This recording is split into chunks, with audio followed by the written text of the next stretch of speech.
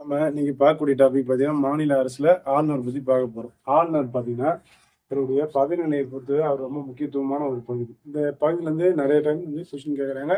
இந்த பகுதி இல்லாம எக்ஸாம் நம்ம எதிர்பார்க்க தேவை கிடையாது. கண்டிப்பா படிச்சாதான் எக்ஸாம்ல நமக்கு இதுக்கு ஆன்சர் பண்ண முடியும். நீங்க எந்த தேர்வு எழுதக்கூடிய ஆளா இருந்தாலும் சரி, நீங்க இது தெரியாம போகிறது வேஸ்ட். இப்போ மாநில அரசு அது பார்ட் 6 152லேருந்து 237 வரைக்கும் பார்த்தீங்கன்னா மாநில அரசுடைய நிர்வாகத்தை பற்றி சொல்லக்கூடிய விஷயம்.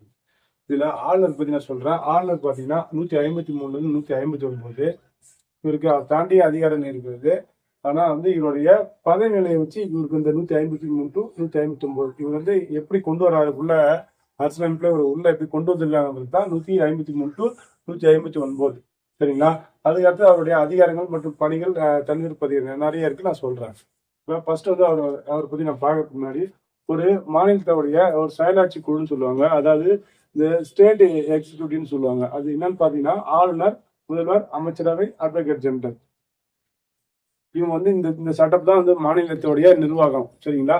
இதுல முதல்ல வந்து ஒரு ஆளுநர் வந்தாலும் பெயரளவு தான் அவருக்கு அதிகாரம் இருக்குது. முதல்வருக்கு தான் வந்து உண்மையான அதிகாரம் இருக்கிறது.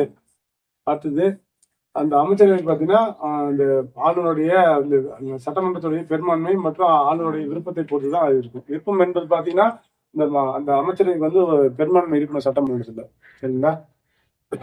அடுத்தது ஆளுநருடைய பதவி பாருங்க. அவரு மாநிலத்துடைய முதல் குடிமகன் அவரு. சரிங்களா? இந்தியாவுடைய முதல் குடிமகன் ஜனாதிபதின்ற மாதிரி மாநிலத்துடைய முதல் குடிமகன் அவர் தான். அடுத்தது நீங்க உடனே வந்து ஜனாதிபதி போட்டு வந்துடக்கூடாது. மாநிலத்துடைய முதல் குடிமகன் யாருன்னு கேட்டாங்கன்னா ஆளுநர் தான். இந்தியாவின் முதல் குடிமகன் யாரு கேட்டா ஜனாதிபதி. மாநில அரசியல் தலைவர் அவர் தான். அதாவது அவர் அரசியலமைப்படி தலைவர் அவர் தான். அடுத்தது மாநில அரசின் தலைவர் தான். இப்ப நமக்கு ஒரு கொஸ்டின் வரலாம். இப்ப முதலமைச்சர் இருக்காருன்னா, இப்ப முதலமைச்சர் என்பது பாத்தீங்கன்னா அவர் வந்து ஒரு அரசாங்கத்தை சார்ந்தவர், ஒரு அரசாங்கத்தை அமைக்கக்கூடியவர், நடத்தக்கூடியவர். அரசு வந்து பாத்தீங்கன்னா நிலையானது. அது ஒரு சட்டப்படியான ஒரு அமைப்பு. அவர் அரசியலமைப்பால் உருவாக்கப்பட்டது. அரசியலமைப்புனா என்னன்னு தெரிஞ்சுக்கும் முதல்ல. அரசியலமைப்புனா நம்மளே ஆளக்கூடிய வரையறை தான் வந்து அரசியலமைப்பு. நமக்கு நம்மளே வந்து சட்டத்தை ஏற்றி நம்ம வழங்கிக்கிறோம். இது வந்து அதிகாரம் வந்து மக்கள்கிட்ட இருந்தே ஏற்றுக்கொள்ளப்பட்டதுன்னு சொல்லிட்டு. சரிங்களா? இப்ப ஆளுநர் பத்தி நம்ம பார்த்துட்டோம். ஆளுநர் வந்து ஒரு பெயரளவு தலைவர் தான். இவர் வந்து டபுள் என்ஜின் சொல்லுவாங்க. டபுள் என்ஜின்னா இவர் வந்து மத்திய அரசுடைய ஒரு முகவராகவும் மாநில அரசு தலைவராகவும் செயல்படுகிறார். சரிங்களா? இதுல ராஜமன்னார் கமிஷனா சொல்லியிருப்பாங்கன்னா இந்த ஆளுநர் பதவியே எங்களுக்கு வேண்டாம் அப்படின்னு சொல்லியிருப்பாங்க. நம்ம ஒவ்வொன்றும் நம்ம பார்த்துட்டு போகலாம்.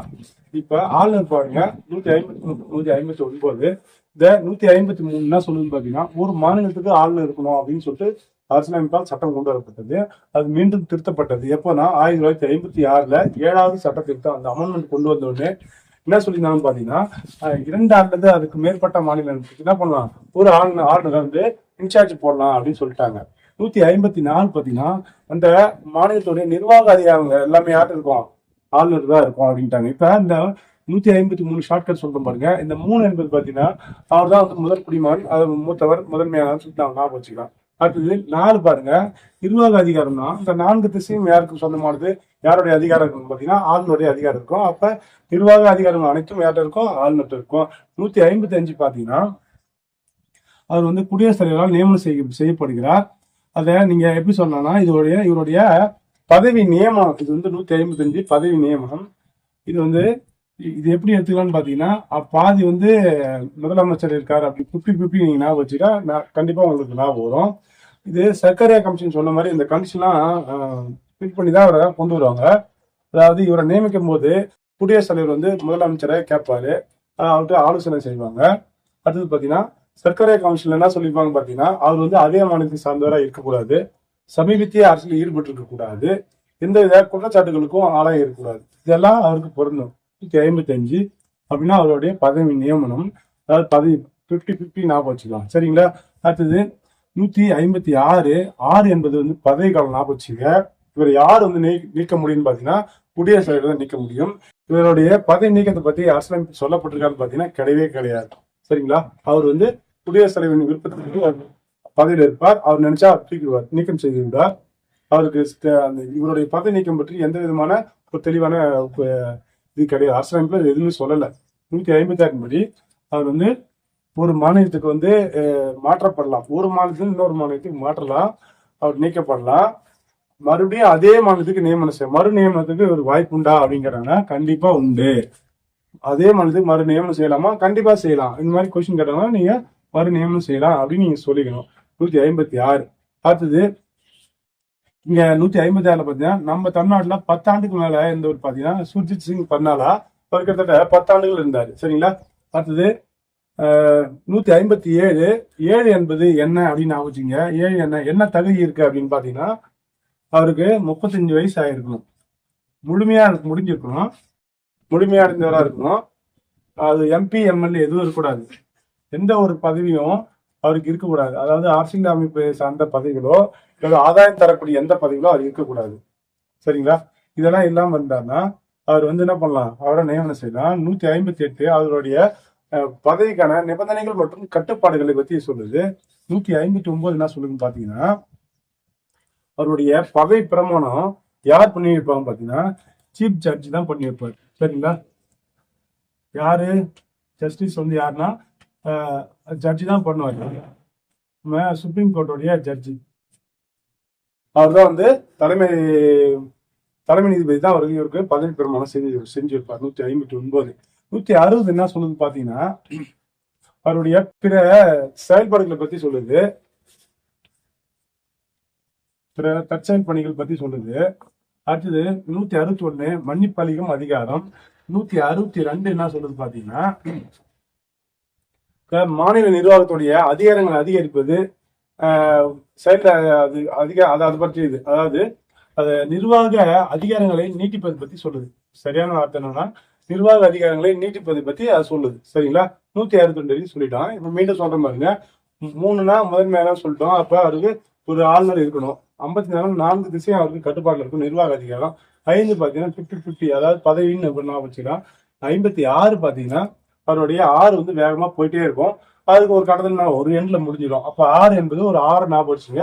அது போயிட்டே இருக்கும். அதாவது பதவி காலம் அது ஒரு கடத்துல போய் முடிஞ்சிடும். 157 அவருக்கு என்ன அதிகாரம் இருக்குன்னு சொல்லிட்டு நம்ம சொல்லலாம்.